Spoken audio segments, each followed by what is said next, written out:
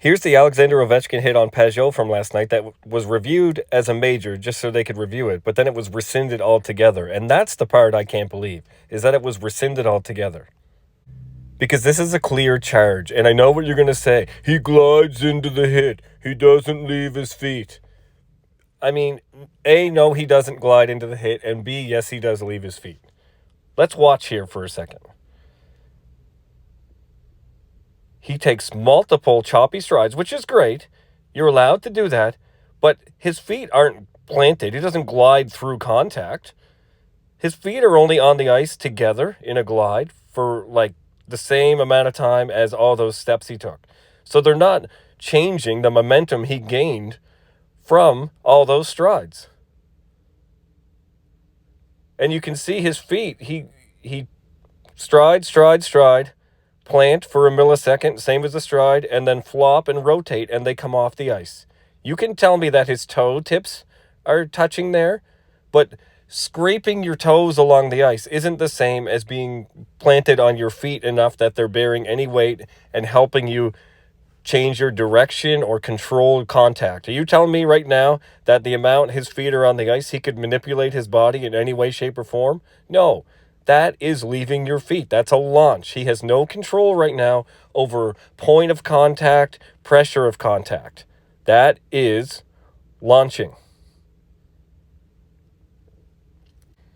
And if you don't believe me, do you believe the NHL itself? Go to their very own NHL video rulebook on Rule 42 charging. And I'm going to put the link in the description portion of this video down below. So I recommend you go watch that. And the 3 hits they feature show players who take multiple strides, then glide, and then launch into contact. They glide first, but they still launch. It's the leaving the feet part that's the problem.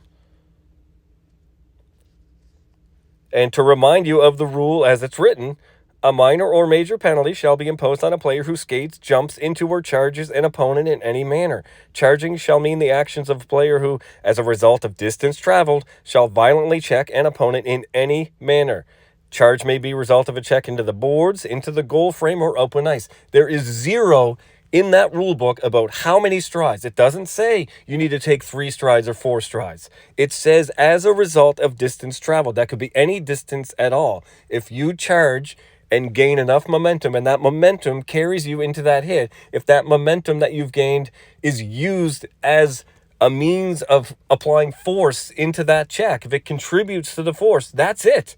Ovechkin gliding doesn't slow down or disrupt any momentum he'd gained from all those strides. So they are contributing to the violence of the impact.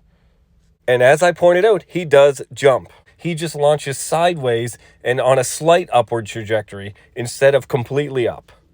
And here's the angle that shows that there's no head contact. The head was driven into the glass. That's what caused the issues there. So there's no head contact. I'm not reviewing it under Rule 48. That's not a contributing factor. It's charging. And like I said, when you look at this, all those strides, that speed that he gained is everything that's thrown into the violence of that check. So we have, as a result of distance traveled, the check was violent, and he leaves his feet. He jumps. End of story. Is it a horrific hit? No. Would I give a major? Probably not. But it's definitely a minor penalty, and I could see why somebody might call a major here if they were really going to try and change the standard on what is an appropriate check or not. And even though it's just a minor penalty, the reason I'm getting so worked up over it is because how many comments do you see from people that say this is textbook? This is exactly how you're supposed to hit. This is a hockey hit. This is clean. This is perfect. No, it's not. It's a borderline problem hit that was very close to being a major penalty. That is not how you hit.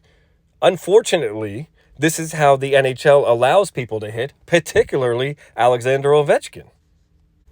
Time after time, we have watched this man leave his feet and jump into hits. It's one of his signature techniques.